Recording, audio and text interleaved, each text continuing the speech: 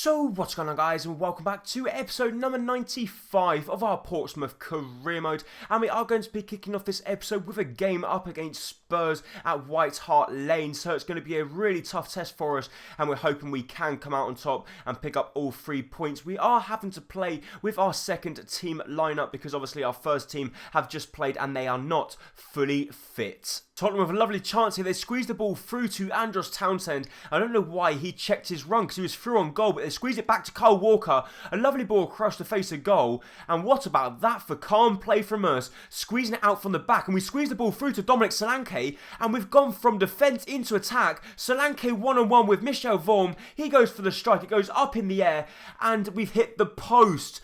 Dominic Solanke, you got to be hitting the back of the net from there. But it doesn't matter, because we do hit the back of the net, and it's none other than Payne.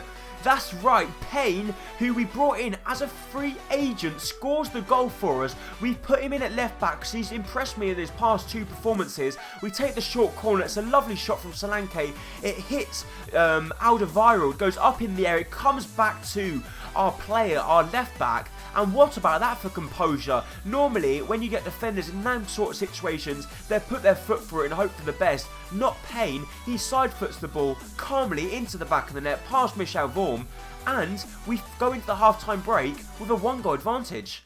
Frixon Martinez on the ball, squeezing it out wide to Payne. Payne, after getting his goal, is charging down the left-hand side. He's going to go for goal, and that's why he's a left back, because his shot is... Wow, I think his shot, you can see from the replay, you can make up your mind what you think about that shot. It was pretty dire, wasn't it? Awful mistake from Michel Vorm. He's given the ball where we squeeze it through to Dominic Solanke. This time Solanke does not miss in his one-on-one situation.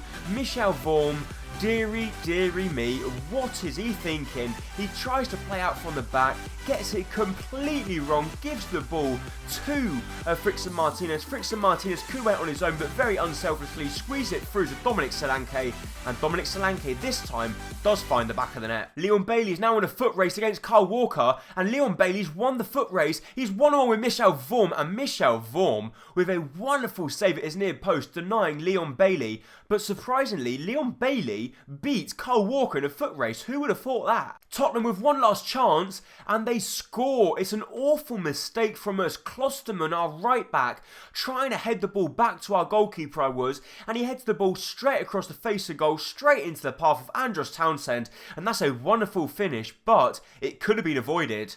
But Dahoud squeezing the ball through. We play the ball to Zlatan's regen. Zlatan's regen goes for goal. And I believe that's his first goal for the club. And it's a lovely goal as well. Very well taken from him. And our number 23 scores a really good goal. Tottenham were pushing too many bodies forward, trying to push for that equalising goal.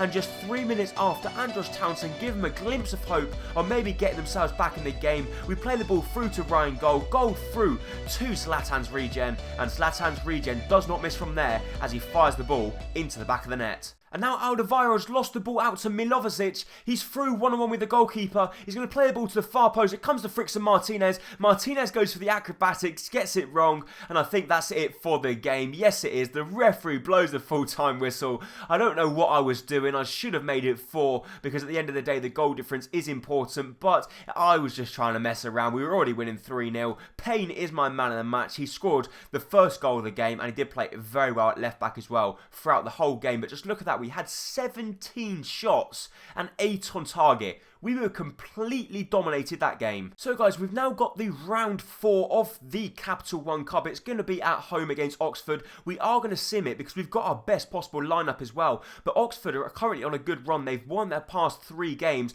but they lose against us. Shiplock does actually pick up an injury, which is bad news for us. But Loftus-Cheek, Iheanacho, Bale and Sterling picking up the goals for us as we completely annihilated them. But heart in mouth moment, he's out for 6 weeks. Oh no, Christopher Shiplock is going to be out, which means we're going to have to play with a 66 rated goalkeeper. So we're now going to move into the second game of the episode, which is going to be at Fratton Park up against Stoke. We are going to be playing our second team line-out once again, but the risk is we've got Lang in goal. He's 66 rated. We brought him in as a replacement for Paul Jones because I didn't think Christopher Shiplock would get injured, but he has, and he's out for 6 weeks. I think it's probably the first time in the whole time I've been playing FIFA that my goalkeeper's actually got injured. But also I've got a question for you guys, and something I'd really appreciate if you could leave in the comment section down below. Basically, as you guys do realise, this is episode number 95. And we're getting so very close now to episode number 100. So basically, what I want to ask you guys is what type of special episode do you want me to do in episode number 100? Do you want a Q&A? Do you want just like a big, massive, like half an hour, 45, or maybe even an hour long episode? I'm not sure. Let me know in the comment section down below, as it will be highly appreciated. But obviously, I need to know quickly because it's just in 5 episodes' time. Stoke with a really good chance. They play the ball inside, and Jesus, Lang! What a save! Lang, our 66 rated goalkeeper, has just saved our bacon with a delightful save. I don't know how he kept that one out. Christopher Shiplock doesn't even keep them sort of out, and he's just saved it. What a save! We squeeze the ball through to Dominic Solanke. There's no way Eric Peters going to catch up with him. But Dominic Solanke with a lovely step over goes for goal. And it goes straight into the arms of Jack Butland's replacement. Because obviously we brought Jack Butland from Stoke. And since we brought him from Stoke, they've had to replace him. And their goalkeeper's done quite well early on. He's made a few decent, well, not decent saves, but he made a few interceptions. He's come out a few times. And if it wasn't for their goalkeeper early on, we would definitely be 1-0 up by now. Dominic Solanke wins the ball back for us here. He's going to play the ball over the top to Frickson Martinez. And Martinez, Jesus, he missed a chance like that against Spurs early on. And now he's gone ahead and missed that one. But look at this for the save from Lang. He's clawed it out from under the goal line. That must be the save of the season. Good chance here. Ryan Gold wins the ball back, squeezing it through to Dominic Solanke. And Eric Peters, what is he thinking? He goes diving in from behind, takes out Dominic Solanke, and he's got no arguments whatsoever about that one. It's a clear-cut penalty. Dominic Solanke would have had contact on the ball, but he takes out the man before him. And Dominic Solanke now to go to the top left-hand corner. Can Kurosak save it? We've missed the penalty. Oh, dearie me. Dominic Solanke squeezing the ball through to Milovovic here, and with just 10 minutes remaining, we will be regretting our penalty miss if we can't score. It comes to Ryan Gold, he goes for goal, and now I think we might just be able to get one last chance if we can get the ball, which we do. Payne's on the ball, Payne through to Milovovic here. He's going to play the ball out wide to Klosterman. Klosterman through to Dominic Solanke. Please, can we create one last chance? Solanke's on the ball. And is it a penalty? Yes, it is. Okay.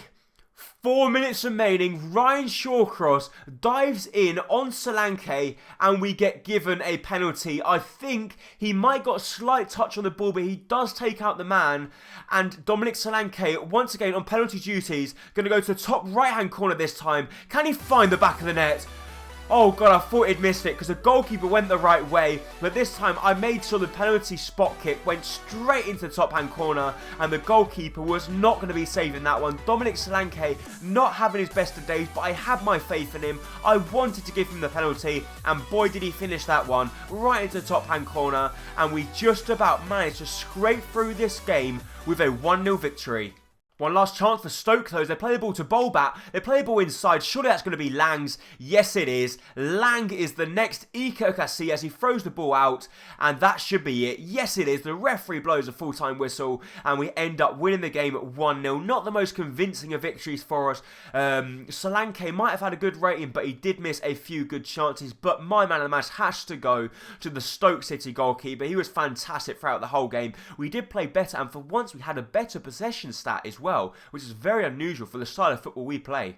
So as we've just moved into a new month, you can see a squad report to see how our players are getting on. And to be honest, all of our players are doing so very well, especially the ones that play week in, week out. And I'm just so pleased to see that Gareth Bale, even though he might be in the 30-year-old, 31 I think he is now, has now actually increased the rating. He's now a 92 rated right midfielder and he is in inspired form as well. And we have got our next game of the episode, which is going to be away from home up against Olympic Marseille Marseille. And as you can see from your bottom right of the screen, we're currently sitting in second place on 4 points. Marseille are in first on 7 points, and it is a crucial game for us. If we can beat Marseille away from home, then we will be going equal points with them, and then we should be able to get ourselves through to the next round of the Champions League. And there's no reason why we can't, because we've got our best team line-out out apart from our goalkeeper, 66 rated Lang, but then he made a wonderful save in the previous game. We play a good ball through to Raheem Sterling. Sterling through to Yannick Bocca. It comes to Bocca. Bocca goes for the strike. It goes up in the air. He wins the header. And Steve Mandanda really early on with a wonderful double save denying Yannick Bocca. Otherwise, he would have taken a shock early lead. But Hachin Mastor on the ball. We play the ball through to Gareth Bale. Bale cuts back inside on his favourite left boot. Goes for goal. And Gareth Bale's hit the post. It comes back to Bale. Bale goes for goal once again. And they just about get the ball clear. How have they survived that early, pretty much avalanche of pressure from us? I don't know. Good ball through to Kelechi Iheanacho. Iheanacho on his left boot goes for goal, and Steve Mandanda is in inspired form in this game. Just 21 minutes into the game, he's been by far the busiest player on the pitch, making 2 or 3 phenomenal saves. Marseille with a really good chance. They play the ball through to Lenglet. Lenglet's one-on-one. And after completely and utterly dominating the game, we find ourselves 1-0 down. Very poor from us there. Denayer just pretty much stopped his run. Lang can't do anything to keep that one out. And their first shot on target results in a goal. Very poor from us. However, we squeeze the ball through to Gareth Bale. Gareth Bale cuts back inside on his left boot. He goes for goal. And Mandanda, what is he eating? He has just made another wonderful save, but we squeeze the ball back to Ruben, and Ruben Loftus-Cheek's lost it again. Ruben Loftus-Cheek's just not up for this game, is he? Is it starting to prove that maybe he's not good enough for this standard of football, because he's already cost us a goal, and could he cost us another one? This time, Denayer does bail him out with a little bit of pace and strength, holding off his striker. But Ruben Loftus-Cheek is losing it again. They're simple passes, man. You've got to do better. However, we've got one last chance down the left-hand side. Yannick Bocca cuts back inside, plays the ball back to Hachin Mastor. Mastor through to Ruben. Ruben out wide to Gareth. Gareth Bale goes for goal, and Gareth Bale scores the goal to save our bacon. And he scores in the 92nd minute, the last chance of the game. And what a finish it was as well. Eventually, Steve Mandanda has been beaten. Ruben Loftus-Cheek with the provider, plays the ball out wide to Gareth. They were pretty much closing down the path. They thought we were going to cut back inside on a left boot. We decided to go with his right. We had faith in Gareth, and that is why he's 92 rated. What a finish. So the final whistle goes, and the man of the match, I'm sure you guys know who I'm going to say already. It's going to be Steve Mandanda. He was phenomenal throughout the whole game. But just look at that. We had 12 shots, 10 on target, compared to Marseille's 3 and 1 on target. And we could only draw the game. But scoring so late on, I'm happy with that result. We managed to get a point, which is good enough for me. So Frickson Martinez also comes back to us and said he wants us to have a look at his contract. So we are going to go ahead and look at Frickson Martinez, and let's see if we can afford to offer him a new contract. So Frickson Martinez, if we can find him, here he is. He's currently on 40,000. He wants 60,000. And so we will, in fact, go ahead and give him that once we adjust our wages, and we will give him that